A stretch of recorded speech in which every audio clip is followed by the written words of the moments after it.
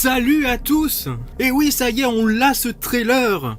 Ce premier trailer de Stranger Things! Bon, je vous fais une vidéo un peu à l'arrache. On va déjà dans un premier temps parler vite fait de moi ce que j'ai vu, qui m'a sauté aux yeux dans ce trailer. Et puis pour ce week-end, on va dire que je vous ferai une analyse vraiment plus poussée. Alors on se fera du image par image, limite. Mais avant tout, franchement, il est juste énorme ce trailer. Une claque visuelle. Une claque pour les oreilles avec cette ambiance musicale qu'on voit tout le temps dans la série. Bah là, je m'enregistre, je suis encore sous le choc. D'ailleurs, désolé pour ceux qui m'envoient plein de messages sur les réseaux sociaux. Là, je me suis un peu mis dans ma bulle. Je me suis dit, voilà, là, je suis encore à chaud, faut vite que je donne mon avis, avant de commencer à trop réfléchir. Au début, je me suis même dit, ouais, ce serait bien quand il y a le trailer, je me fais une vidéo réaction, je le découvre en me filmant. Mais finalement c'est impossible, dès qu'il est tombé j'ai appuyé direct pour le regarder. Mais voilà, comme vous pouvez le sentir à ma voix, il y a encore pas mal d'enthousiasme là. Et c'est surtout pour ça que j'adore cette série, parce que c'est un événement, on a une qualité dans la bande-annonce, on dirait qu'on va regarder un gros blockbuster. Et franchement, Stranger Things n'a rien à envier à des séries majeures comme Game of Thrones par exemple, dont on a vu le trailer il y a pas longtemps en plus, qui était aussi super, je suis fan de la série. Mais là, avec cet univers Stranger Things, on a la couleur, on a du fun, on a vraiment ce côté rétro qui revient. Et puis alors, niveau effets spéciaux, ça va envoyer. Bon, j'essaie de me remettre un peu. Du coup, là, j'ai pris mon petit micro pour enregistrer au moins ma voix, là, vite fait. Je me suis mis devant le trailer. Et donc là, on va déjà voir ce qui se dégage de prime abord. Bon, alors déjà, il y a tellement de choses à dire dans ce trailer, mais j'imaginais même pas autant de générosité, quoi. Ah, franchement, c'est même pas la peine qu'ils en fassent un deuxième. Ah là, je pense qu'on est servi. Donc déjà, un trailer extrêmement long, 2 minutes 30, il me semble, avec énormément d'images, d'extraits, et on a l'impression que ça s'attarde pas sur les premiers épisodes, ça fait vraiment le tour complet de la saison 3. Bon, voilà, là, je me le remets, le trailer, 2 minutes 50, il dure. Dès le début, on voit Dustin. Dustin, qu'est-ce qui va t'arriver, Dustin? Bon, déjà, ce qu'on peut remarquer, c'est qu'il ne sera pas dans ce camp de vacances, mais qu'il aura l'air finalement d'en revenir. Et comme on en a un extrait assez long, on peut penser que ce sera dès le premier épisode. Donc Dustin reviendra du camp de vacances, il ne sera pas dedans, mais avec ce qu'on constate un peu plus loin dans le trailer, peut-être qu'avec lui, il aura ramené certaines connaissances. Dans cette même scène, on redécouvre tous les personnages qui ont vachement grandi quand même. Ils sont tous cachés, ils vont faire une surprise à Dustin pour son retour. Surtout qu'il a l'air un petit peu déprimé. Et donc c'est l'occasion pour nous de les redécouvrir. D'ailleurs au passage, Eleven qui utilise ses pouvoirs dans le but de faire une blague à Dustin.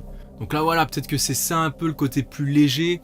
Par rapport à ce personnage, elle n'utilisera pas forcément ses pouvoirs pour tuer des gens quoi. Enfin bon, je continue parce que là, hype de fou. Donc passé cette petite scène d'intro, on redécouvre la bande de jeunes sur une musique des Who en fond, en train de se balader dans la campagne, probablement aux alentours d'Hawkins, là. Mais on dirait que c'est plutôt dans un but expérimental. Voilà, comme je disais juste avant, il semble avoir fabriqué une grosse antenne. Dustin paraît être à l'origine de ce projet, à première vue. Donc voilà, est-ce que c'est pas là une des connaissances qu'il a ramenées de son camp de vacances, Camp Nowhere? D'ailleurs, j'avais balancé une théorie sur éventuellement une histoire d'antenne pour amplifier le signal des talkie-walkie ou quelque chose dans le genre.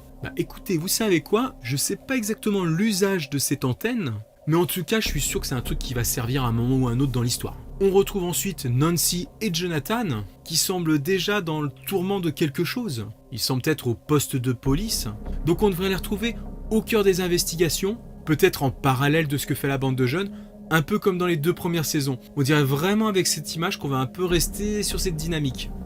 Et tant mieux. Ensuite, on tombe sur cette fameuse piscine municipale, où il va forcément se passer quelque chose, puisqu'il y a un des titres d'épisode qui nous tease la disparition de l'un des sauveteurs. Et alors là, qu'est-ce qu'on découvre? Billy fait partie du staff, toujours avec sa longue crinière. Alors perso, sur les photos de tournage, quand on le voyait entre 2 scènes, avec sa coupe de cheveux normale, j'avais un peu peur qu'il se coupe les cheveux. Mais au final, non, il gardera son mulet bien bouclé. En tout cas, s'il est à la piscine, il a beau jouer les playboys, il risque d'être en première ligne. Et par là, j'entends face à une menace. Ensuite, on jongle entre une séquence où on voit Hopper tout seul au restaurant en train d'attendre quelqu'un. Est-ce que ce serait Joyce? Et comme une réponse par la magie du montage, on nous montre Joyce qui est toute seule chez elle en train de manger. Est-ce que ces 2 scènes se passent vraiment au même moment? Est-ce que c'est pour nous questionner un petit peu sur ce couple, alors qu'en fait il attend peut-être elle? Ou alors est-ce qu'il attend une autre femme? Ou peut-être tout simplement sa fille Eleven? Autre moment intéressant, dans la chambre on voit Jane Eleven avec Max. Donc voilà, pour ceux qui pensaient qu'il allait encore avoir des clashs entre les deux, c'était vraiment résolu, elles sont vraiment bonnes amies. Et là d'ailleurs on les voit passer un peu de bon temps ensemble, de s'amuser. Max a l'air de kiffer, elle est en train de danser, elle fait semblant de chanter même. Ensuite on voit Dustin de nuit, toujours avec sa grande antenne. Donc apparemment l'expérimentation qu'il essayait de faire n'a pas fonctionné. On voit les autres qui commencent un petit peu à le laisser en plan. Donc je sais pas ce qu'il essaie de faire à ce moment-là, mais avec ce que savent la bande de jeunes avec les 2 premières saisons, peut-être que son expérience aura un rapport avec ça. En tout cas il va finalement pas beaucoup se cacher, Dustin, on va le voir. Et ce qui va être menacé, on craint toujours pour lui, on craint pour Mike, on craint pour beaucoup de personnages. Mais déjà ce trailer donne le tempo, il sera quand même très présent à l'écran. On voit aussi Will en train de regarder des photos du dernier Halloween quand ils étaient déguisés en Ghostbusters. Ça a pas l'air d'aller pour lui. Donc là, il est en train de commencer à pleurer. Donc ça, c'est un des moments qui me fait le plus peur dans la bande-annonce. Est-ce qu'il aurait pas perdu un de ses camarades? Ah ouais, je sais, ça fait chier d'entendre ça. Mais voilà, regardez l'extrait. Un moment qui fait grincer des dents pour l'un des 3 autres protagonistes de la photo. Après, on est toujours à l'abri de se dire que c'est quelque chose d'un peu plus simple. Peut-être qu'il y a des histoires de conflits dans leurs amitiés. Mais une scène qui peut être de mauvais augure. On retrouve sous les yeux de Robin, le nouveau personnage, cette nouvelle complicité entre Steve et Dustin, ne serait-ce que dans leur façon de se saluer. On sent que Robin adore ça. Et il faudra donc attendre la moitié de la bande-annonce pour commencer à découvrir ce nouveau lieu, le Starcourt Mall. On le découvre en même temps que Max et Eleven, qui paraît complètement impressionné par cet édifice pharaonique. Elle a peut-être jamais vu un bâtiment aussi grand, dédié au shopping et à l'amusement. Par rapport à Max qui, elle, vient de Californie, elle doit connaître ce genre de choses. Bon, elle kiffe. À côté de ça, on a le parallèle avec les manifs. Donc comme je disais, l'ouverture du Starcourt Mall risque de créer des conflits avec les petits commerces de proximité. De toute façon, je vous le répète, on reviendra sur ce trailer plus en détail ce week-end. Pour le moment, je l'ai vu une paire de fois, donc je le redécouvre avec vous. Déjà, juste pour voir les éléments majeurs qui s'en dégagent. On découvre aussi la fameuse fête foraine avec la fête du 4 juillet, de l'indépendance des États-Unis. Un lieu où il semble que Hopper sera confronté à une sorte de tueur. Alors, ce personnage avec sa coupe à la brosse, je peux pas m'empêcher de penser au cliché des années 80 d'un agent spécial peut-être russe. Ensuite, la fameuse scène de la plage avec Eleven.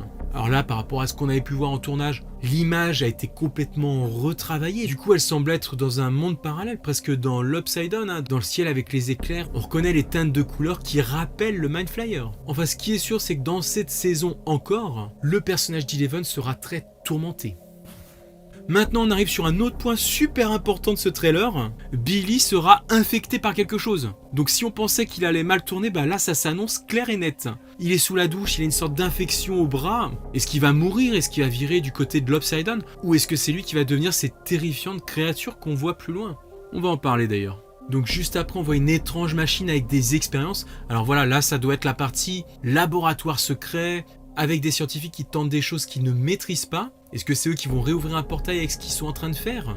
Et puis surtout, où est-ce qu'ils sont en train de le faire? On voit plus loin les jeunes en train de s'infiltrer quelque part. Est-ce qu'on pourrait toujours être dans le Starcourt Mall justement? Ah là là, que de questions, il va vraiment falloir qu'on décortique tout ça. Au passage, on voit une action dans le Starcourt Mall avec quasiment tous les personnages réunis, et finalement Dustin aussi, surtout.